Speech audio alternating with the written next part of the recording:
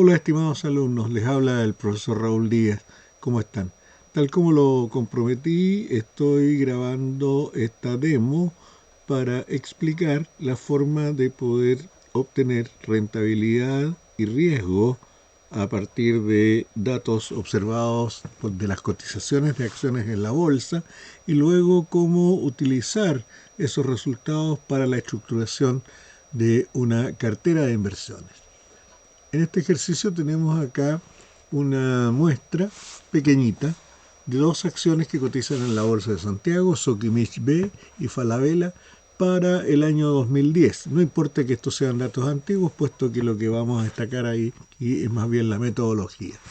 Entonces lo primero que tendríamos que hacer, y voy a aprovechar acá de ocultar lo que corresponde a los datos, vamos a hacer de tal manera que vayan apareciendo. Fíjate, nosotros acá, ¿qué es lo que tenemos? Tenemos un conjunto de precios que han sido observados en la bolsa, como digo, a las fechas que aquí corresponden, desde el mes de enero al mes de diciembre del año 2010, precios observados entonces ya ajustados por dividendos de Sokimich y por otro lado, misma cosa, precios observados de Falabella.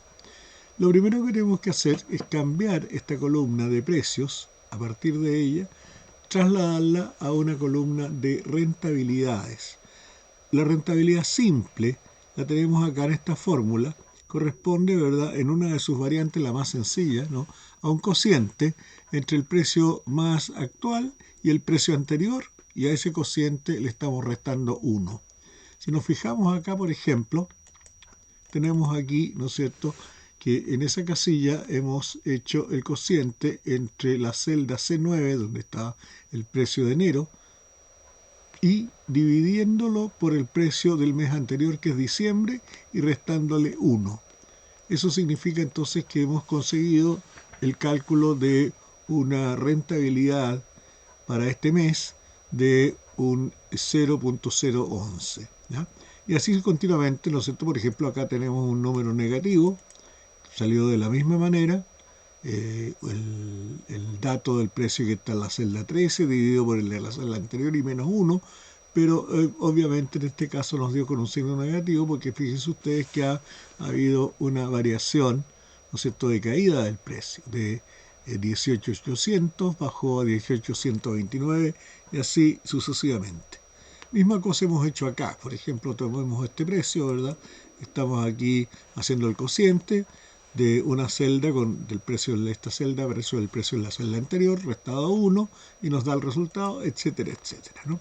Tenemos entonces para la muestra estos datos calculados en base a precios observados. Si nosotros tuviéramos una muestra mayor, una muestra que los analistas aconsejan que esté en un rango de unos 30, unos 60 datos mensuales, y si en ese caso, fíjate, los datos tendieran a distribuirse normalmente, sería muy importante tratar de obtener cuál es la rentabilidad promedio que se ha obtenido en la muestra y a partir de ella extrapolar, ¿no?, para una rentabilidad esperada más allá de lo que se encuentra en la muestra. Aquí vamos a tener que trabajar con esta muestra chiquitita porque de otra manera queda muy complicado, ¿no es cierto?, explicarlo en el demo. ¿Y qué es lo que hemos hecho entonces? Para calcular la rentabilidad media, ¿no?, como todo promedio, es una medida de tendencia central, ¿ya? Entonces allí lo que estamos haciendo, vamos a hacer uso de las fórmulas que tiene Excel. Y acá en este caso está invocándose, ¿no es cierto?, dentro de las funciones estadísticas, la función promedio, que nos pide como argumento que le digamos, ¿verdad?, a Excel cuál es el rango en el cual están estos rendimientos que queremos promediar, y efectivamente estos están en el rango de la D9 a la D20. De tal manera que cliqueamos y nos sale, ¿no es cierto?, acá esto lo vamos a transformar a una versión porcentual. ¿Ya? Ahí está. Y fíjense ustedes, hemos obtenido, ¿cierto?, la rentabilidad promedio mensual para este conjunto de datos de Sokimich igual a un 2,84%. Una cuestión similar, obviamente invocando nuevamente la función promedio, ¿ya? La hemos también aplicado a los datos de Falabella, ¿ya? Hemos obtenido ese número y que lo vamos a también a plantear en términos de porcentaje. Un 4,95%. Ahora bien, esa rentabilidad promedio, como una buena tendencia central, ¿no es cierto?, ha suavizado los altibajos que ha tenido el precio. Es cuestión de mirar acá, ¿no es cierto?, estamos variando en cada uno de los meses distintas rentabilidades, ¿no es cierto?, algunas incluso negativas, otras positivas, y por lo tanto eso significa que esos datos de cada periodo están dispersos en torno a este promedio.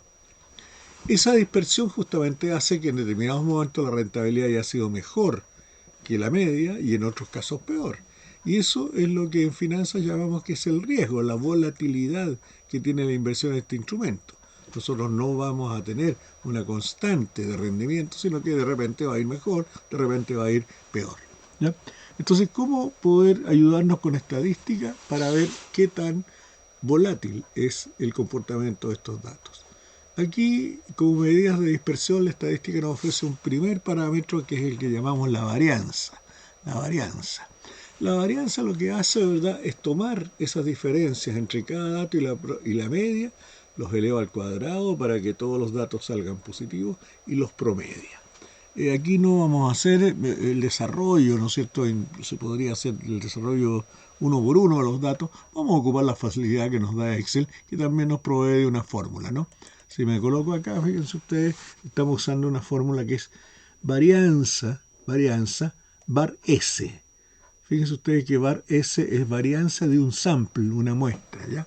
Y nos pide, bueno, dónde está el rango de los datos, ya lo sabemos, está en la columna que hemos calculado. Nos dice, mira, la varianza es este numerito que aparece acá. Esa es la variabilidad que tienen estos datos en torno a la media. ¿Ya? Y hacemos una cosa similar para las acciones de Falabella. ¿Ya? Varianza sample de los datos de Falabella y nos da este número que estamos acá obteniendo. ¿Cuál es el problema? La varianza me está midiendo, es correcto, me está midiendo, ¿verdad?, cómo se dispersan, digo, una vez más, cada dato individual con respecto al promedio. Pero resulta ser de que si uno sumara esas dispersiones van a sumar cero, porque como la media, como lo dice la palabra, está justo al medio de esta dispersión, va a dejar la mitad arriba, la mitad abajo y más y menos, pum, se netean y sale igual a cero. Para que eso no ocurra, entonces, tiene la varianza que elevar al cuadrado las diferencias para poder sumarlas, ¿ya? Pero eso nos provoca el problema que nos cambia la dimensión, puesto que yo acá estoy operando con rentabilidad en porcentajes y la varianza, esos porcentajes los ha elevado al cuadrado. Para evitar eso, entonces, la estadística nos provee de otra alternativa, que es la de la desviación estándar. La desviación estándar no es sino que la raíz cuadrada de la varianza y por lo tanto me devuelve a la dimensión original de porcentaje. Aquí tenemos dos alternativas, ¿no?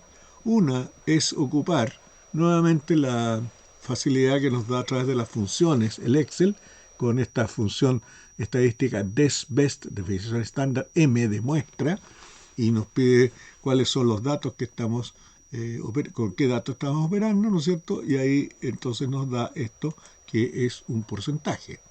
Vamos a marcarlo como tal. Ya está. Y lo mismo hacemos, ¿no es cierto?, para el caso de la desviación estándar de nuestros datos de Falabella, ¿ya? Y lo vamos a manifestar también como un porcentaje. La otra alternativa, ¿verdad?, es no ocupar la función de desviación estándar, sino que decir simplemente, bueno, la desviación estándar, ¿qué es lo que es?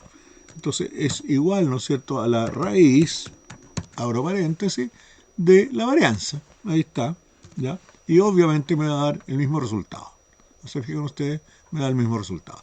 Pero ya que Excel nos provee la fórmula, utilicémosla, ¿ya? Ahora bien, esto, ¿no es cierto?, me dice, mira, aquí hay dos acciones. Una da una rentabilidad promedio de un 2,8, la otra da un 4,9, pero tienen distinta dispersión, 5,4 y 6,08. podemos nosotros directamente comparar y decir, mira, esto me va mejor, esto me va peor. La verdad que no, puesto que estas desviaciones estándar son desviaciones respecto a una media de esos datos y estas con respecto a una media de estos otros datos. Y como los dos datos no coinciden, ¿no es cierto?, no son comparables. Entonces, ¿qué es lo que vamos a tener que hacer? Vamos a tener que calcular un nuevo parámetro que se llama el coeficiente de variación. Y el coeficiente de variación lo que hace es tomar, ¿verdad?, un relativo de lo que está pasando aquí. ¿Cuánto riesgo tengo que estar dispuesto a correr yo para ganarme la rentabilidad que da esta acción? Entonces, eso lo vamos a hacer simplemente tomando un cociente donde vamos a dividir la desviación estándar, la vamos a dividir por la media, ¿ya? Y acá, misma cosa, coeficiente de variación, vamos a tomar la desviación estándar y la vamos a dividir por la media, ¿ya?